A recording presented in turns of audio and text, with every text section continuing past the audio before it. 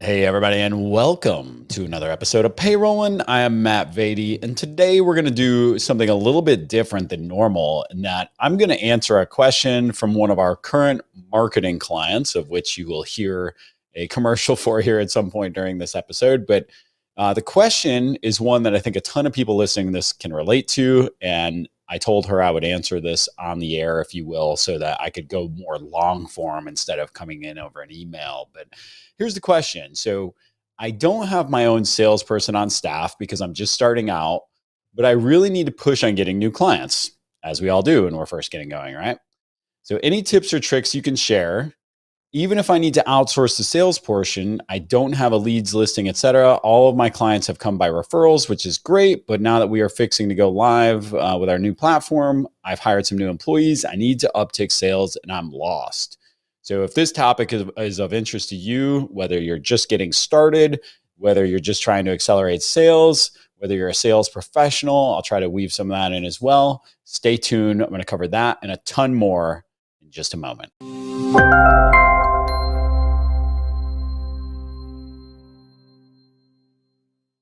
All right. So, first of all, let's address this thing head on because one of the things that most people don't want to do when they start a business is become a salesperson.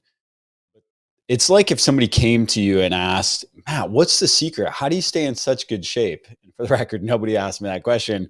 But the answer is almost always pretty simple, right? Well, I've got this secret formula I use to stay in great shape. No, no, no, no, no. The answer is I eat well and I exercise every day.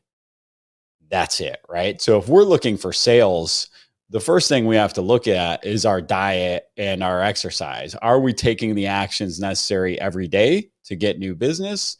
Or are we hoping somebody else is going to do it for us? So let's talk more about what some of those actions can look like. But the first thing that you have to get in the mindset of is and understand is that you, as the CEO founder, in the early stages are the best and only person that should be doing sales unless you have a co-founder who is focused on business development. You've got the passion, you've got the vision, you've got the knowledge and understanding of what your company does that is going to just be hard to transfer to somebody else in the early days unless you've got a sales blueprint created. But most importantly, the biggest mistake I see people make is they try to hire somebody early on, or they try to hire an outsourced agency, or they try to hire somebody to do cold email or whatever it might be. But the problem is that they aren't going to create processes for you. So you can't hire a seasoned sales professional with industry experience and that you expect them to create the actual framework for how things get sold, create the assets, all that stuff. It just doesn't work that way, right? So for a little while, you've got to hammer things out, start to get the flow, start to understand what the sales process looks like, start to put together some of those resources and assets so that you can be a good guide for when you do bring somebody on. So the first part of that is getting comfortable with understanding the sales cycle of your target market. And so if I'm selling small businesses, the best thing about selling into small businesses is that they can make a decision on a dime, right? So if I go out and start prospecting today, if I go out and start hammering on doors and I'm aggressive and I'm persistent, I could maybe flip somebody to sign a deal with me in the next couple of days. That's what a small business rep does at ADP, Paychecks, whomever. They're literally going out and hammering on doors in the first 30 days. And they're saying, hey, can I look at your current invoice? Love to see if we can save you a couple bucks on what you're doing. And they're getting aggressively in people's business to try to close deals. Now, if your target market is between 50 and 150 employees or up above from that, it's not going to work. So example being yesterday, I'm on a call with a 75 person prospect. There were 6, 7 people on the phone from their team, all with different interests related to the systems and what they can do for them. People from HR, people from finance, multiple people from finance, and some sort of tangential executive level folks also on the call. So it's going to be a group decision-making process, and they don't close quickly unless they just have a massive issue that they can't get figured out right now. So start to get comfortable with that sales process and the extended amount of time that's going to take, and adjust some of these things that I'm going to go through here in just a moment based on that. So So early stages, let's talk about if you're just getting started, either just getting started on getting more aggressive in your sales or literally just getting started with your business. And I'm going to talk directly to this fake client. We will call her Jennifer for sakes of this conversation. But in the early stage, it's important to do a couple things. It's first and foremost important to plant as many seeds as humanly possible. Because they're not all going to grow. Once again, going back to that. So right now we have to be very targeted with planting a ton of seeds and thinking about it. We always recommend those 3 lists in your email marketing. I think we talked about it on a recent episode of you want to be segmented into your clients, your prospects, and your partners. And the seeds that are going to breed the most later on are going to be those partners. And so I want to get in front of potential partners early and often, but I want to make sure I've got clear value I can share to them. And also I want to make sure I've got some clarity of market. So when I go, we'll talk about going into a CPA's office here in just a moment, but if I go into a CPA's office and I just go, hey, I'm a local payroll and HR provider, let me know if you have anybody who's interested in our services, they're just going to go, whatever. You're just one of 5 people that have swung by here today. But if I say, hey, I'm a local payroll and HR company that works primarily in the oil and gas industry, and I serve these other 2 industries really well, and I'm typically working with companies with this number of employees, do you guys service any folks inside of the industry that fit that criteria? Now I've given them a much clearer way that they can refer business to me. So think about your partners. So good partners are CPAs, obviously, healthcare brokers if you're not competing. If you're not offering HR support, HR consultants can be a great one as well. But I know this individual that we're speaking to is going to offer some HR support, so they're not going to be great partners. So I would really focus my lens on CPAs, probably more a little if I'm going up market, that 50 plus employee mark. The healthcare brokers are actually going to, I would flip flop that. I would put the healthcare brokers in front because most brokers nowadays are trying to focus on bigger groups because they pay more money. So find the folks that are working for some of the bigger shops that can serve the 50 and above audience and show them how you can make their life easier and their clients' life easier. Plus, they're typically, it's going to sound terrible, but like most CPAs don't want any revenue share. They just want to be a trusted advisor to their clients. A healthcare broker, when you start dangling a little bit of possible rev share, commission, whatever, their ears perk up. They're a little bit more capitalist when it comes to getting some kickbacks. And so forming those relationships is priority number 1. And a couple of points on that. First and foremost, approach with the mindset that you're asking for their advice first and foremost. So you want to put together a list, and this is one of the questions that Jennifer, you asked in your email. Is how do I start putting together a list, et cetera? The best place and easiest place to start is to get a Sales Navigator membership to LinkedIn. You can run criteria-based search in there better than anywhere, and then you also have direct access to somebody's public professional profile where you can connect and immediately start to like gain some relationship capital right there. Now I will stop there and say none of this spamming over LinkedIn is working. So if you're thinking about engaging in, and I've tried every different variation of it and they've all gone nowhere. And at scale, maybe it does. You send out 4,000 invites a month and maybe one person will set an appointment with you. But the reality is, do you really want to spam a bunch of connections on LinkedIn? Because ultimately, this goes back to that planting seeds thing. You're going to want to start creating content on LinkedIn as well. So creating content right now on social, LinkedIn's the best place for it. You definitely at some point in this episode going to hear a little bit more about our LinkedIn course we're doing for personal brand, but you want to start to establish yourself as that local expert. So you want to post regularly on LinkedIn. LinkedIn is a great place to attract inbound and to create, the know, like, and trust factor online with people, which you completely deteriorate when you start spamming them with messages on LinkedIn. Now, that doesn't mean that you can't reach out and say, hey, Susie, and this goes into my next point, Susie, the healthcare broker, is ask for advice. So if I'm going to Susie, the healthcare broker, I don't want to come to her with all the answers because I'm just new in my sales journey or I'm new in my business journey. There's an old saying when you're raising money, they say, if you want money, ask for advice. If you want advice, ask for money. And so if I go to, and I think about some of my best friends today are actually CPAs I cold called and, cold emailed, and we'll talk about what a campaign looks like here in just a second as well, from some of our early days. And yeah, I said it. You're going to have to pick up the phone. You're going to have to go see people. You're going to have to, be a little bit more targeted. And that's why those large scale sort of email and LinkedIn blasts just don't work, because they're not personalized, and you don't get to know the people, and you don't really get to flex your kind of local muscle when it comes to that. So, all right. LinkedIn, use that to create your list. You can create your lead list in there. You can create your contact list in there. And then you can send connection requests with no spam necessary.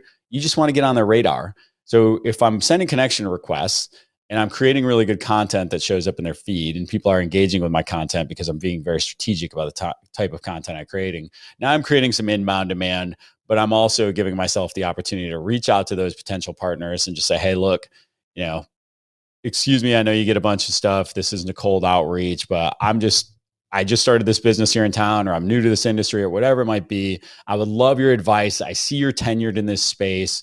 I would love to hear what you see in the market from providers like ours, how we can stand out. Come to people. People want their ego fed. They want to provide you with some advice. They want to provide you with some guidance. Feed the ego. They don't want you to reach out and say, can I pick your brain? Can we talk about how we can partner? I can give you some good rev share. Like, I got to be real with you. I get 5, emails, LinkedIn messages a week that are, we can help you provide additional revenue streams, or we can provide additional revenue streams for you. It just doesn't really get me. I'm more worried about selling my core business, not about adding additional revenue streams. Right. So like they're going to like the fact of maybe you give them that spiff, but ultimately they're thinking, how can I keep my clients longer? How can I sell more of my clients?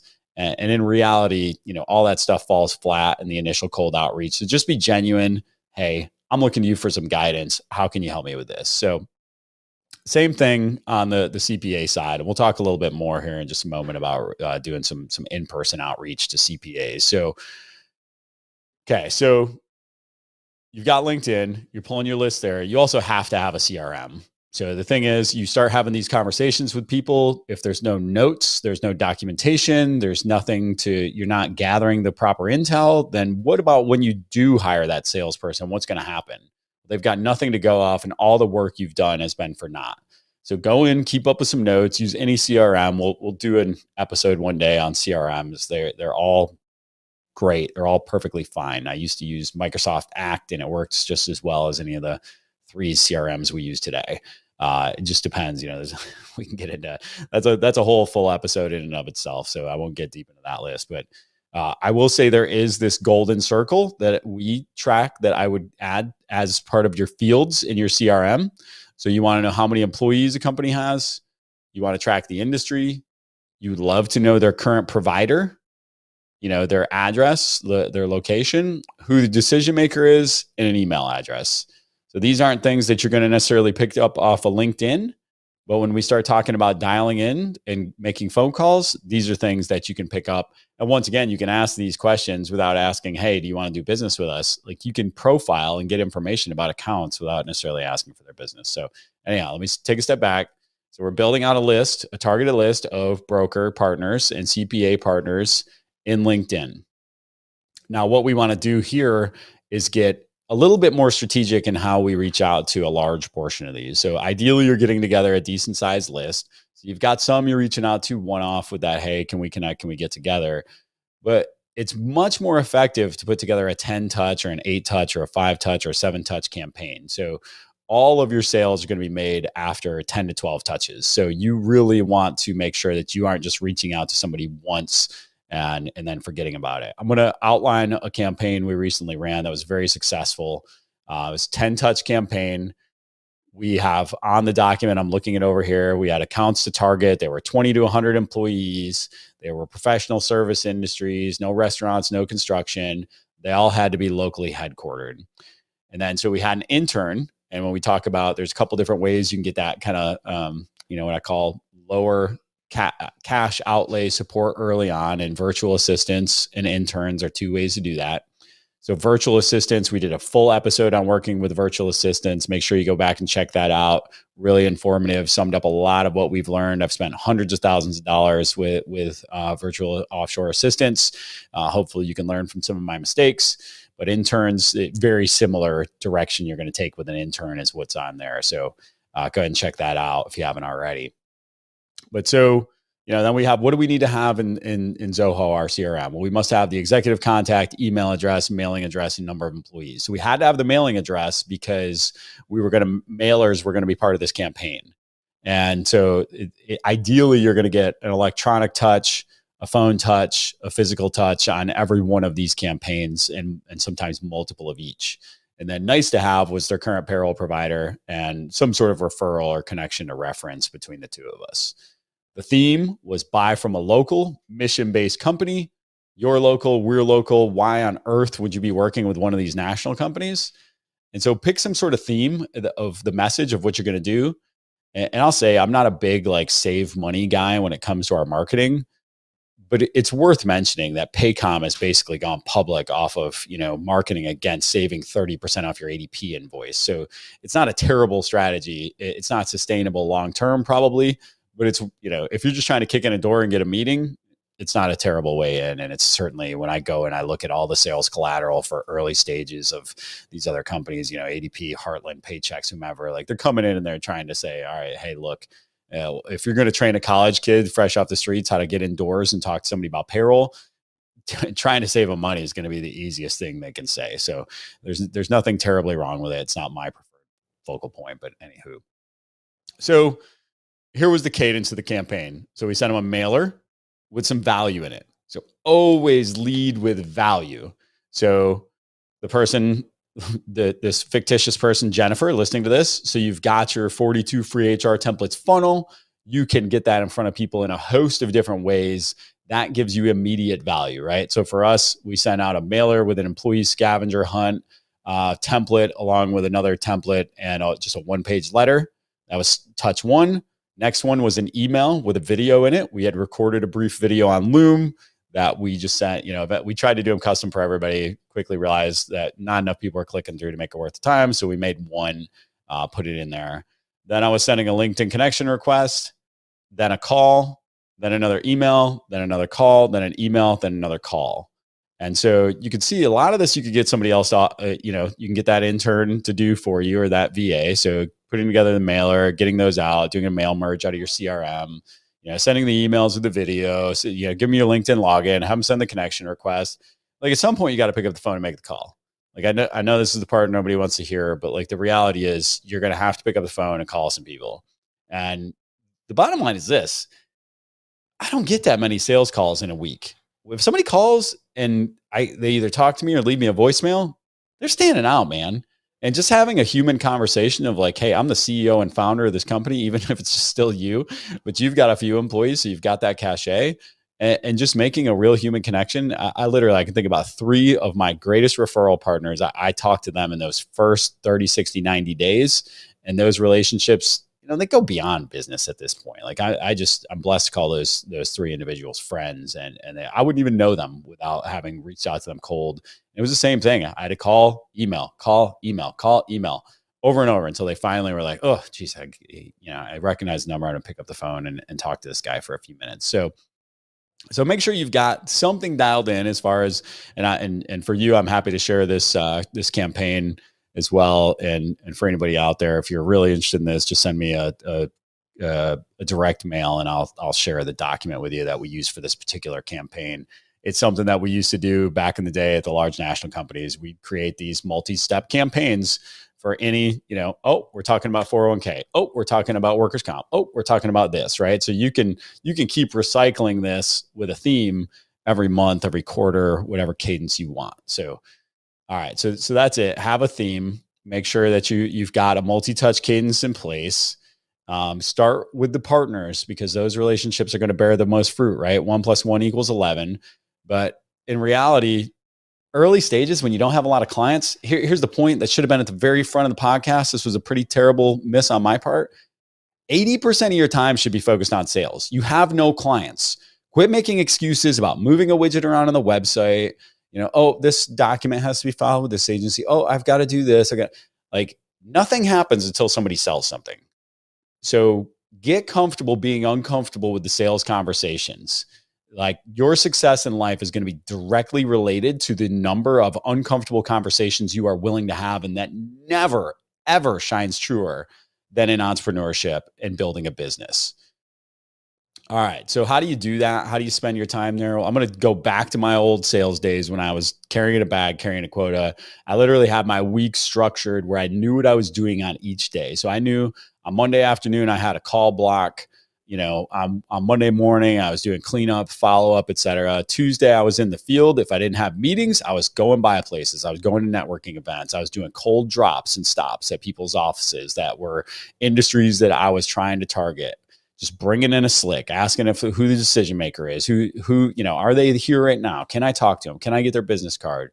Like you've got to go out and make it happen. They're not going to come to you. So block your calendar, know those days that you're going to be doing sales related stuff. And like I said, there should be a direct correlation. There should be a very high percentage of your time that is related to sales if you do not have enough clients. It's just a bottom line, going back to that dietary reference. Like you are not going to lose weight eating McDonald's 5 days a week. It just doesn't happen.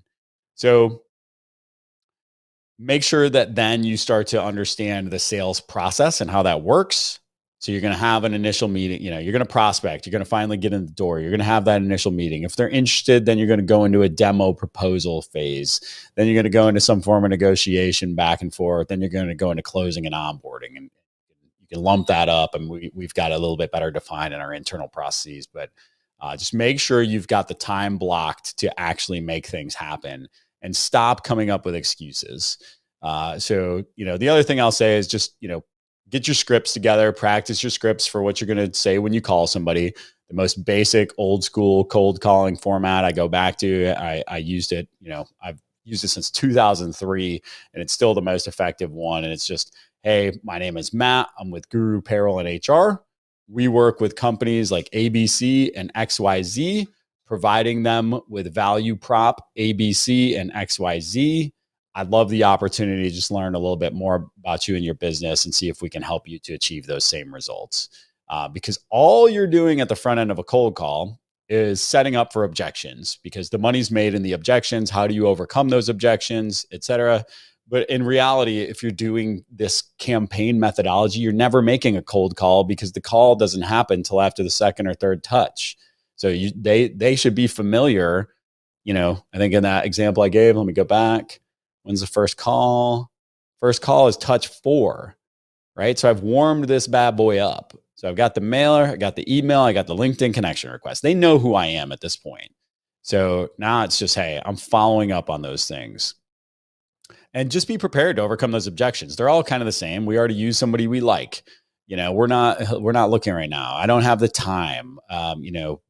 Whatever the objection may be, there's tons of different ways to overcome those. I've got some resources I can provide. We're running out of time here for this episode. But so finally, don't ever leave those calls with nothing. So don't ever leave a personal interaction. Like if you're going to take the time to go to a networking event, be intentional. Who are you looking for? What's your elevator pitch? What are you going to say to people when you run into them? How are you going to actually provide some real value to somebody and make them encouraged to do more? On the back end of this, make sure you're documenting everything you're doing. We use Loom to record videos. We use Snagit to do screen shares and screenshots and record videos. We use Google Docs. We use Connect from Zoho. Like, make sure that you can delegate as much of this as possible as you continue to move forward. So keep biting off chunks of it to give it to other people. But really, when you're going to require a mix of outreach methods, you're going to want to start with partners. You're going to then work into more direct prospects, but make sure you're really targeted in those prospects, right? So going back to the VA, the virtual assistant, they can help you pull those lists in LinkedIn. They can help you do some website scraping. Then there's a bunch of other tools that kind of piggyback on LinkedIn where you can actually pull the emails off of LinkedIn or run the email campaigns as well. So you really want to get into delegation mode as quickly as possible, because that's the thing that's the excuse that all of you are going to have in here, is that I don't have enough time. I don't have enough time, which is true, where all of our time is strained. But if you want more money, you got to close more deals. And that's the bottom line. And so if you start to put some of these things in place, most importantly, blocking your time, putting the time and energy into making these things happening, planting the seeds with your long-term partners, then you're going to start to see results. That's just the way it works.